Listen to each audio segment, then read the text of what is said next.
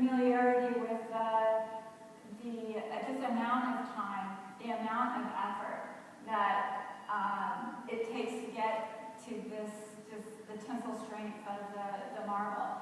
I think that it goes back to that object of devotion, where I'm not trying to create the actual physical object to make you think a certain way, but in fact, it's the process that puts me into more of a meditative, reflective state that is the devotion. All of the work is created while doing collages of this work, where they sort of reference a myriad of thoughts to try and come up with the type of form that will create a stronger matrix. So I seem to work in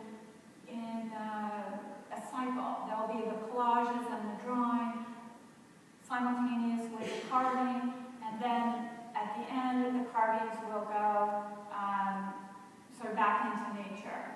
Whether it's on the beach, or as you saw in the videos, under the ocean, somehow, after all the crazy, crazy work that kind of is, look at me, look at how well I can carve, I just want to get rid of that and reduce the I think, and I put them back into nature where they start to take on a life of their own.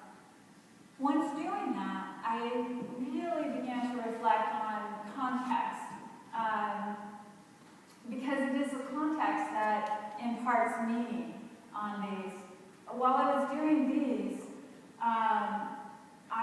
for the first time, I had such a fantastic interaction with all the surfers who were out in the water. They came running out, like, oh my God, what have you just found? Is this some sort of a shark out there? No, never when I have exhibited these in New York has anybody asked me that type of meaning. They're exhibited, as you saw, on the stands, and the reference is immediately art historical.